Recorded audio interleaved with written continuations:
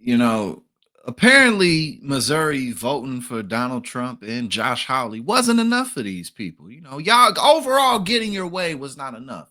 We can't have Missouri citizens earning a little bit money for their time that they trade. You know what I'm saying? We can't have that because it'll destroy the economy. It'll totally ruin everything.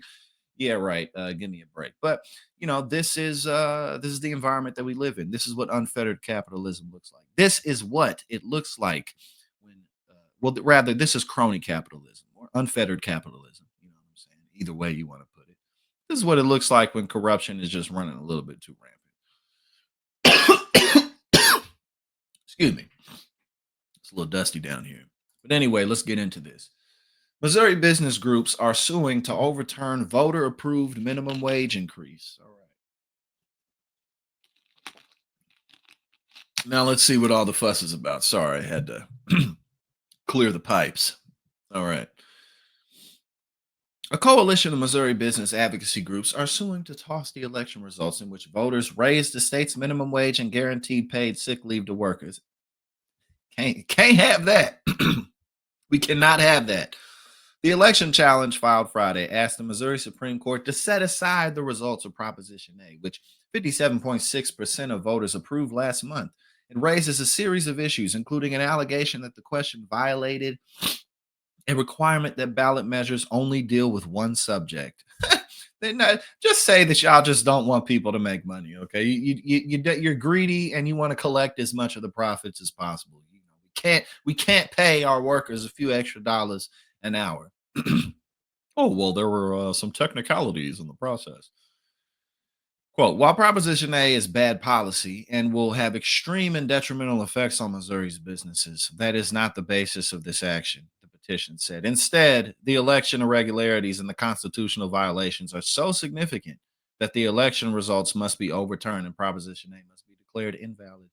The challenge named Secretary of State Jay Ashcroft and State Auditor Scott Fitzpatrick as defendants who were both in charge of crafting the measure's fiscal estimates and summaries. The coalition challenging voters' decision includes representatives from the state's leading business organizations, including the Associated Industries of Missouri, the Missouri Chamber of Commerce and Industry, the Missouri Forest Products Association, the Missouri Grocers Association, the Missouri Restaurant Association, and the National Federation of Independent Business.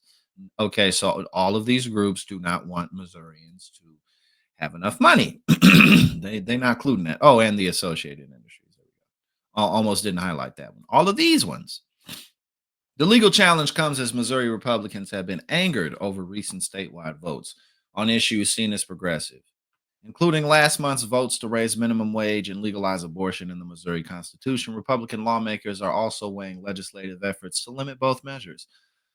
The major campaign supporting Proposition A, called Missourians for Healthy Families and Fair Wages, released a statement denouncing the lawsuit on Monday. The statement, including a quote from Terrace Wise, a low wage worker and leader with Stand Up KC, who criticized the move. Quote, Missouri's working class, in lockstep with allies across the state, went to the ballot box on November 5th to overwhelmingly voice our need for paid sick days and fair wages in a free and fair election.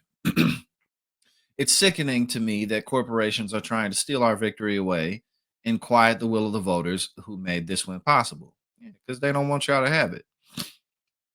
Wise, who is also a leader with the Missouri Workers Center, added that the lawsuit was un-American. It is un-American because this is what voters chose. This is what they chose in red Missouri. Because again, Missouri still overwhelmingly voted for Donald Trump. Still put Josh Hawley back in office, but they protected abortion rights and they raised the minimum wage. Says a lot about what people really want. With Prop A, we have a chance for change and hope, and we will come together as low wage workers and Missourians, black, white, and brown, to defend it. Friday's filing marks a way for business groups to challenge the election results without legislative action. It alleges that the measure violates the single subject requirement because Proposition A contained the minimum wage increase and the earned paid sick leave requirement. The ballot measure gradually raises the minimum wage. The current minimum wage of $12.30 an hour will grow to $13.75 an hour on January 1st of 2025, and to $15 an hour in January 2026.